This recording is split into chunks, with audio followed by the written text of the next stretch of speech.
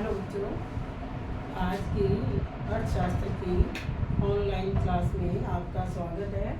आज हम 12वीं क्लास का लेसन 12 पूर्ण प्रतियोगिता में बाजार संतुलन कि पूर्ण प्रतियोगिता की स्थिति में बाजार में संतुलन किस तरह से होता है वो हम पढ़ेंगे। ये इस पाठ का सबसे पहला ही टॉपिक है, पहला ही वीडियो है और इसके कई सारे टॉपिक बनेंगे। कई सारे वीडियोज में मैं इसे आपको पढ़ाऊंगी, बड़े ध्यान से इसको सुनना है। तो सबसे पहले हम करेंगे कि बाजार का संतुलन होता क्या है। बाजार संतुलन क्या होता है? बाजार संतुलन बाजार की वह स्थिति है जिसमें एक विशेष कीमत पर किसी वस्तु की मांग यथार्थ रूप से पूर्ति के बराबर होती है। जब बाजार की ऐसी स्थिति होती है जिसमें किसी भी वस्तु की मांग और पूर्ति बराबर होती है। बाजार मांग की बात कर रहे हैं हम, ये व्यक्तिगत मांग नहीं है, बाजार मांग और बाजार पूर्ति की बात है। यानी कि डीएक्स यानी कि कोई वस्तु एक्स है, उसकी मांग और उसकी पूर्ति क्या होती है? हमेशा बराबर होती है। अगर बाजार की ऐसी स्थिति है, अगर बाजार की ऐसी स्थिति है जिसमें किसी भी वस्तु की मांग और पूर्ति बराबर हैं, तो क्या कहेंगे हमें कि हमारा बाजार जो है वो संतुलन की अवस्था में है। ना तो पूर्ति आधिक्य है और ना ही मांग आधिक्य है। यानी कि ना तो ये स्थिति है और ना ही ये वाली स्थिति है। ना तो मांग पूर्ति से अधिक है, ना ही पूर्ति मांग से अधिक है। दोनों बराबर हैं। यानी कि विक्रेता और क्रेताओं की संख्या बराबर है। यानी कि जितनी वस्तु विक्रेता बेचना चाहता है, खरीदने वाले उतनी ही वस्तु खरीदने को तैयार हैं। कोई भी सरप्लस सप्लाई या सरप्लस डिमांड नहीं है। मांग आधिक्य भी नहीं है और पूर्ति आधिक्य भी नहीं है। मांग और पूर्ति वास्तव में दोनों बराबर हैं। जितना विक्रेता बेचना चाहता है उसकी उतनी ही वस्तु बिक जाती है और खरीदने वाले इतनी ही वस्तु उसकी खरीद देते हैं। अगर बाजार की ऐसी स्थिति है तो हम ये कहेंगे कि बाजार संतुलन की अवस्था में है। और फिर उसके बाद आता है संतुलन कीमत। जिस कीमत के ऊपर बाजार मांग और पूर्ति बराबर है, जिस कीमत के ऊपर बाजार पूर्ति और बाजार मांग बराबर हैं, उस कीमत को हम क्या कहेंगे? संतुलन कीमत कहेंगे।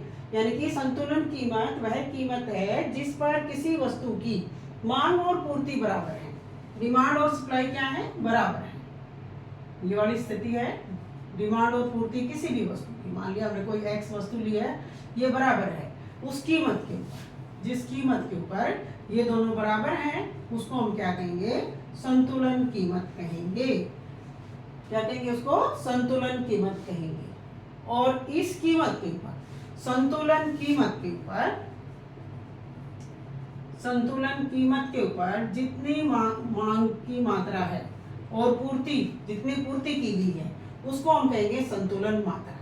संतुलन मात्रा क्या होती है कि संतुलन की स्थिति में, जब बाजार संतुलन में है, उस संतुलन की स्थिति में संतुलन के ऊपर, संतुलित जो कीमत है उसके ऊपर पूर्ति की गई और मांगी गई मात्रा से है, उसको हम क्या कहेंगे? संतुलन मात्रा बोलेंगे। संतुलन मात्रा कीमत के ऊपर जो मांग और पूर्ति है वो क्या है? मात्रा है। पूर्ति की भी मात्रा और मांग की मात्रा दोनों बराबर हैं। तो हम आप आगे पढ़ेंगे। ये तो है हमारा एक कॉन्सेप्ट, एक धारणा है कि बाजार संतुलन क्या होता है, कीमत संतुलन क्या होती है और संतुलन मात्रा क्या चीज है।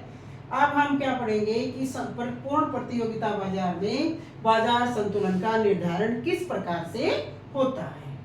बाजार के अंदर संतुलन किस तरह से निर्धारित होता है, संतुलित कीमत कैसे निर्धारित होती है, संतुलन मात्रा किस तरह से निर्धारित होती है बाजार की शक्तियों के द्वारा।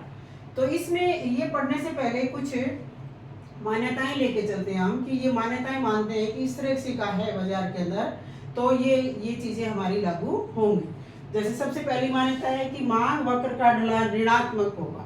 मांग वक्र का ढलान कैसा होगा? ऋणात्मक होगा। ऊपर से नीचे गिरता हुआ, यानी कि दाएं से नीचे की तरफ आएगा गिरता हुआ। मांग वक्र का ढलान कैसा है? ऋणात्मक है। और पूर्ति वक्र का ढलान नीचे से ऊपर उठता हुआ, उसको हम बोलते हैं धनात्मक ढलान है। पूर्ति वक्र का ढलान धनात्मक है और मांग वक्र का ढलान ऋणात्मक है, ये मान्यता है। तीसरी मान्यता यह है कि बिना सरकारी हस्तक्षेप के मांग व पूर्ति की शक्तियां स्वतंत्र रूप से कार्य कर रही है, वो अपने आप घट बढ़ रही है, सरकार का उसमें कोई हस्तक्षेप कोई रोल नहीं है। सरकार ऐसा कुछ उपाय नहीं करती जिससे मांग बढ़ जाए या पूर्ति बढ़ जाए या मांग घट जाए पूर्ति घट जाए, ऐसा कोई भी कार्य सरकार नहीं कर रही। बिना सरकारी हस्तक्षेप के पूर्ति और मांग की शक्तियां स्वतंत्र रूप से अपना कार्य कर रही हैं।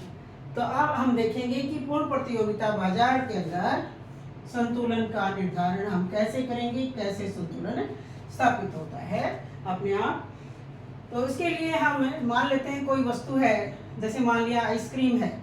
आइसक्रीम का हम उदाहरण लेते हैं कि एक वस्तु है आइसक्रीम, उसकी कीमत जो है वो 5 रुपये प्रति आइसक्रीम है। तो कोई उत्पादक जो एक नहीं बल्कि बाजार में उसकी पूर्ति 50 है, बाजार पूर्ति क्या है 50 है, लेकिन बाजार में खरीदने वाले उसके 10 हैं, 10 आइसक्रीम बिकती हैं।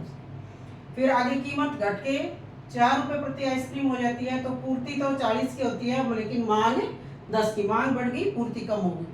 3 रुपये प्रति आइसक्रीम होती है तो पूर्ति और घट के 30 आइसक्रीम बेचने को तैयार है बाजार में विक्रेता, और खरीदने वाले 30 आइसक्रीम को खरीदने वाले तैयार हैं।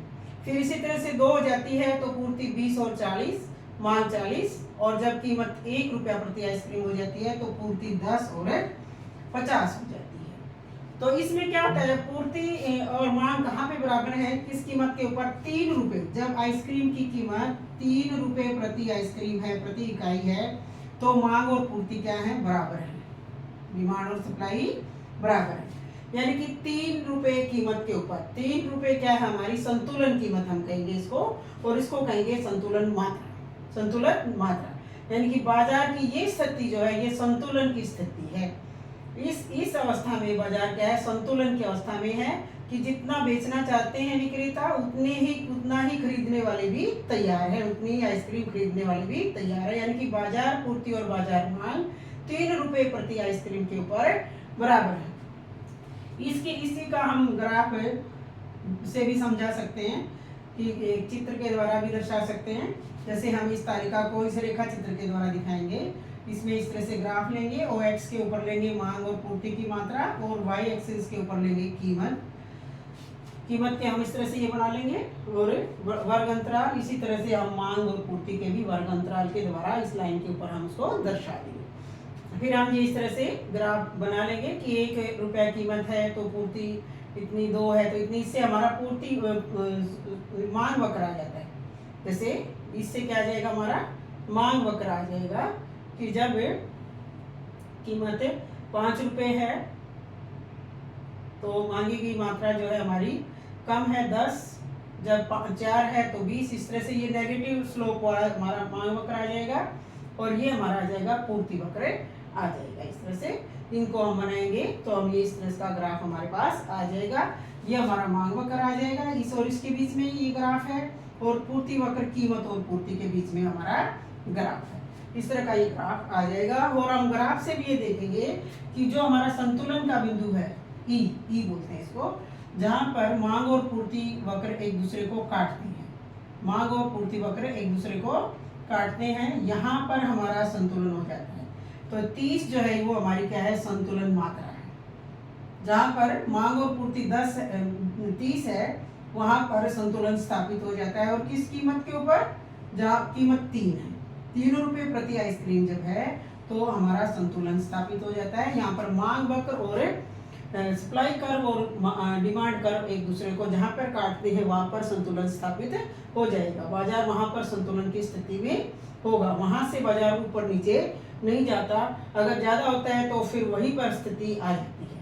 जैसे मान लिया ये स्थिति हो जाती है, कीमत 5 रुपये प्रति आइसक्रीम हो जाती है। 5 रुपये प्रति आइसक्रीम के ऊपर ये तो हमारी मांग है, 10 मांग है, और पूर्ति हमारी 50 है, पूर्ति 50। इसको ऐसे करेंगे तो ये पूर्ति है, यहाँ तक ये ए बी पूर्ति जो है वो अधिक हो जाती है, इतनी पूर्ति अधिक हो जाएगी, यानी कि इतनी आइसक्रीम हमारी बगैर बिकी रह जाएगी। ये क्या हो जाएगा, सरप्लस सप्लाई हो जाएगी। सरप्लस सप्लाई हो जाएगी, यानी कि पूर्ति आधिक्य हो जाएगी। इसको हम बोलेंगे पूर्ति आधिक्य, अधिक पूर्ति हो जाएगी, आधिक्य या सरप्लस सप्लाई। बिना बिका जो माल है वो हमारा बच जाएगा, इतना रह जाएगा, यानी कि पूर्ति अधिक हो जाएगी, मांग कम रह जाएगी।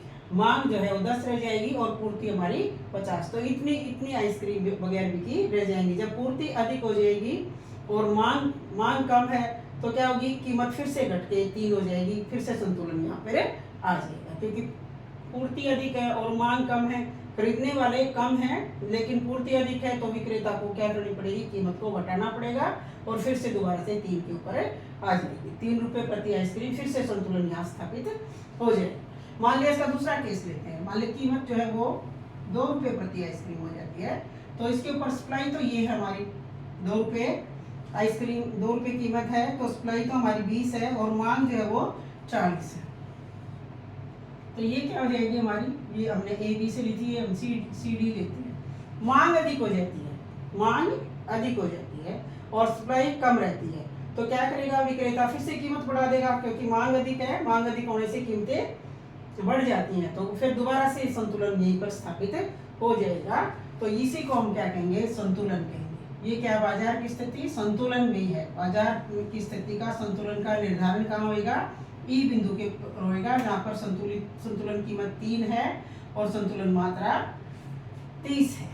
3 रुपए कीमत के ऊपर 3 आइसक्रीम बिकने को, 30 आइसक्रीम बिकने को तैयार है और खरीदने वाले भी 30 आइसक्रीम खरीदने को तैयार है। यहाँ पर हमारा संतुलन स्थापित हो जाता है। अगर मांग अधिक हो जाए, कीमत बढ़ा देते हैं तो फिर क्या होगी, एक्सेस सप्लाई बच जाती है, और अगर कीमत घटा देते हैं तो खरीदने वाले ज़्यादा हो जाते हैं। ये क्या हो जाएगा, मांग अधिक, मांग बढ़ जाएगी, मांग बढ़ जाएगी।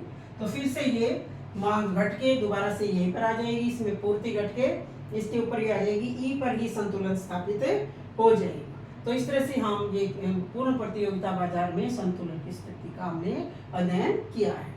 फिर इसकी कुछ विशेषताएं हैं, कीमत निर्धारण की विशेषताएं हैं। क्या विशेषताएं हैं अभी, एक तो कीमत निर्धारण उद्योग के द्वारा होता है, किसी एक फर्म के द्वारा नहीं होता। उद्योग किसे को कहते हैं, बहुत सी फर्में जो मिलकर एक उद्योग बनाती हैं, तो उद्योग के द्वारा पूर्ण प्रतियोगिता में एक फर्म का कोई रोल नहीं होता। कीमत का निर्धारण बाजार के द्वारा, बाजार शक्तियों के द्वारा होता है, और बाजार का मतलब पूरा उद्योग जगत। तो पूरे उद्योग के द्वारा कीमत का निर्धारण किया जाता है। उसमें बाजार कीमत और बाजार मांग और बाजार पूर्ति को कंसीडर किया जाता है, व्यक्तिगत मांग और व्यक्तिगत पूर्ति को नहीं उसमें कंसीडर किया जाता है। तो कीमत निर्धारण उद्योग के द्वारा किया जाता है, किसी एक फर्म के द्वारा नहीं किया जाता। कीमत को संतुलन कीमत कहा जाता है। जो ये कीमत है वस्तु की, वो उद्योग के द्वारा निर्धारित की जाती है। उद्योग की जो शक्तियां हैं, बाजार की जो शक्तियां हैं, मांग और पूर्ति, उस जहाँ पर मांग और पूर्ति बराबर होती हैं वहाँ पर कीमत निर्धारित होती है। तो ये जो कीमत निर्धारित हुई है उसको संतुलन कीमत कहा जाता है। उसको क्या कहेंगे हम, संतुलन कीमत कहेंगे। कीमत को संतुलन कीमत कहा जाएगा। व्यक्तिगत फर्म संतुलन कीमत को प्रभावित नहीं कर सकती। ये जो है कीमत, उसको एक अकेली फर्म, व्यक्तिगत जो फर्म है वो उसको प्रभावित नहीं कर सकती, क्योंकि ये कीमत का निर्धारण बाजार की मांग और बाजार पूर्ति यानी कि उद्योग के द्वारा निर्धारित किया गया है, बाजार की शक्तियों के द्वारा निर्धारित किया गया है।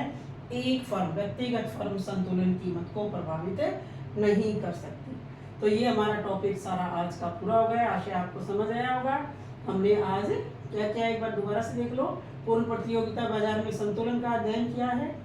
उसमें सबसे पहले हमने बाजार संतुलन की परिभाषा को पढ़ा है, फिर संतुलन कीमत को पढ़ा है कि संतुलन कीमत क्या है, संतुलन की मात्रा क्या है, संतुलन मात्रा किसको कहते हैं, फिर पूर्ण प्रतियोगिता बाजार में संतुलन का निर्धारण किस प्रकार से करेंगे, ये हमने पढ़ा है कि संतुलन का टेबल और रेखा चित्र के द्वारा हमने इसका अध्ययन किया है। फिर ये निर्धारण हमने कुछ मान्यताओं के आधार पर किया था, इन मान्यताओं को पढ़ा है हमने। फिर हमने कीमत संतुलन की कुछ विशेषताओं को भी पढ़ा है कि कीमत संतुलन की क्या विशेषताएं हैं। तो ये हमारा आज का टॉपिक कंप्लीट हो गया है। आशा आपको समझ आया होगा। Thank you.